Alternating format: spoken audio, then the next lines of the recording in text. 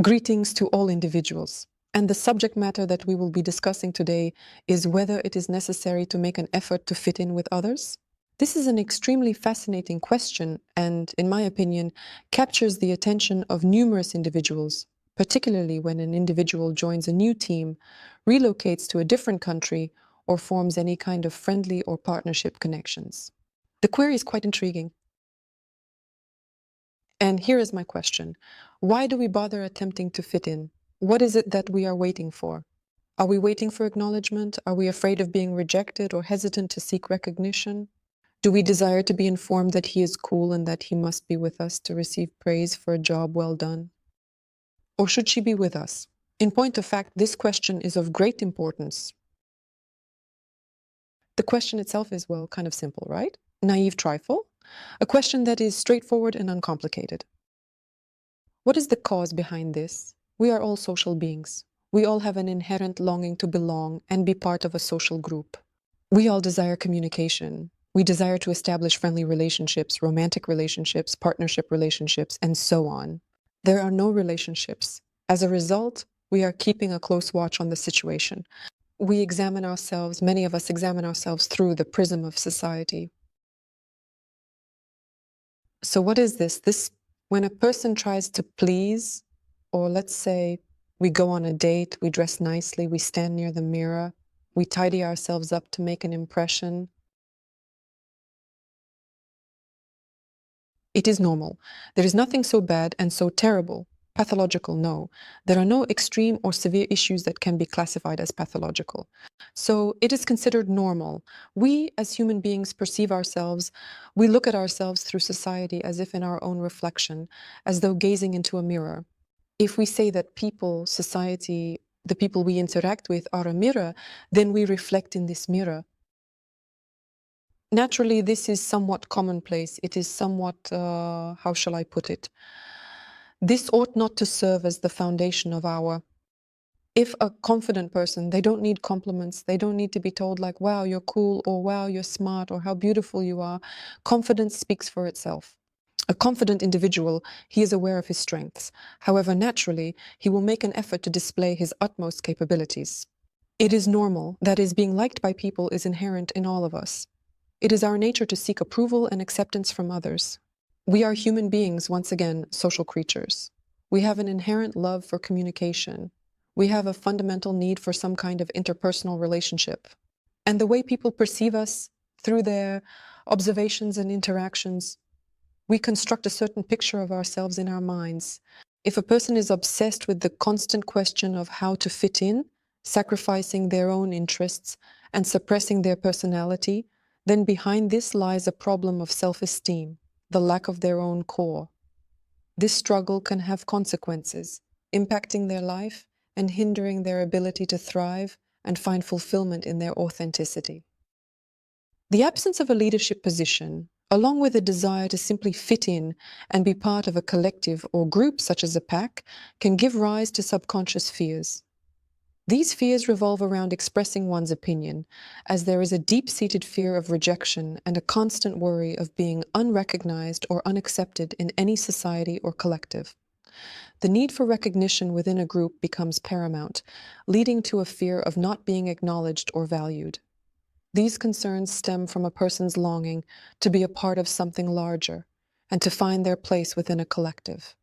And it is highly probable that this can originate from childhood. That is to say, the child may have experienced a lack of love within the family, perceiving themselves as somehow different, receiving minimal attention and praise, and being told, here you are. That is, they backed his self-esteem, that is, they fostered his self-confidence and gave him the chance to achieve independently. For instance, a child attempts to climb a slide, and his mother places him on it, and that is the end of it. And the child has achieved nothing. For mom, it's a trifle.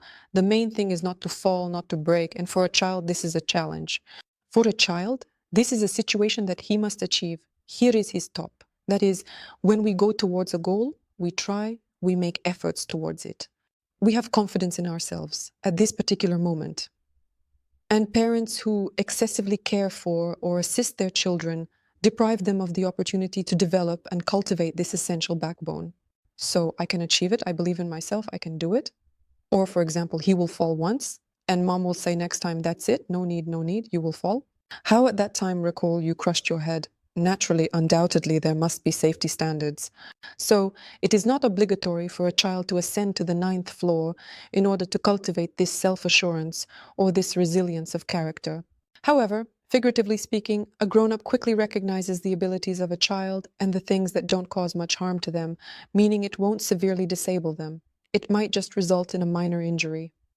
Then provide the child with the chance to accomplish this feat. This is essential for their sense of self-worth. This is necessary for their confidence in their own abilities. And so, what do mothers do? No, don't do it. You don't have to.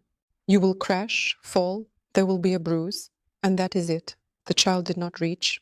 He doesn't know how to achieve. He doesn't know what victory is. He doesn't know what I can means. I can. And so it seems this is once and once again and once again. And the child grows up without this sense that I can accomplish something, I have confidence in myself. Here is this rod, here is this belief in one's own abilities. Alternatively, of course, in addition to all this, they could have instilled in the child during childhood. You're different, your hands grow from elsewhere, you can't do it, you'll fall now, you'll spread dirt now, and so on and so on.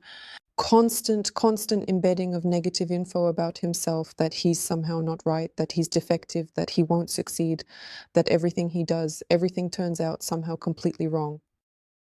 And this traumatizes the personality in the future, causing significant and long-lasting emotional distress.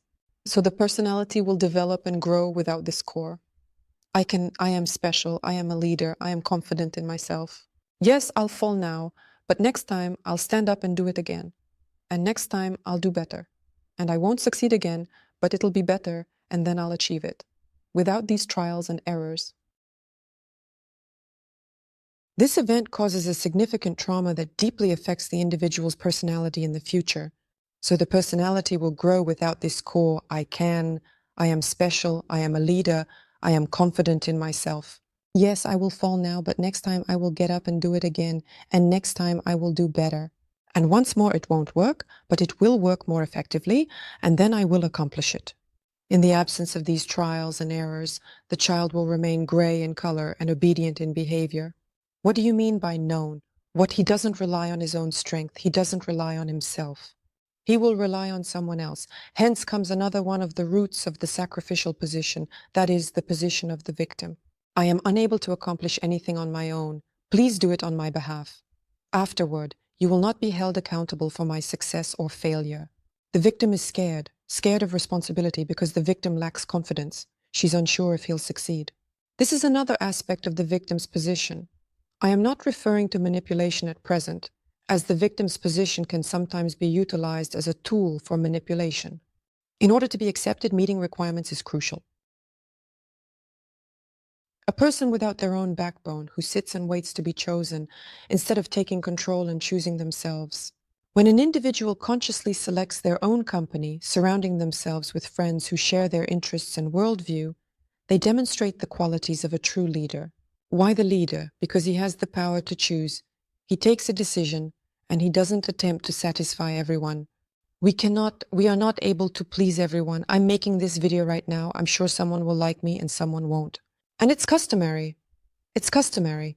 Everyone, as they say, has their own thoughts, their own perspectives on life, their own temperament, and their own individuality. And this does not mean that we have to please everyone. It is impossible to please everyone. If we try to please everyone, we lose ourselves because people are different. So you'll have to make yourself out of yourself. You'll have to do everything for everyone from yourself, taking into account all perspectives and opinions on life, while considering the diverse range of viewpoints and experiences that exist. I don't even know how global it is. It's incredibly global. So if you talk to one person, yes, you have the same opinion as this person does have. Then he went to another campaign, and let's say there is an opinion. Take examples. Take politics. I don't like politics, but let's take the word politics, shall we? Suppose you went to some group and they talk about politics there, and they also, right? And you, yes, agree. Here they are, scoundrels there, here. Let's go to another campaign. There is an opposite opinion. You also agree there.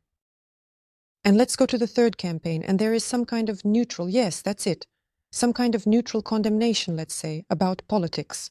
And there too, yes. it turns out you have no opinion, not that you are reshaping yourself to fit others. It's like a chameleon.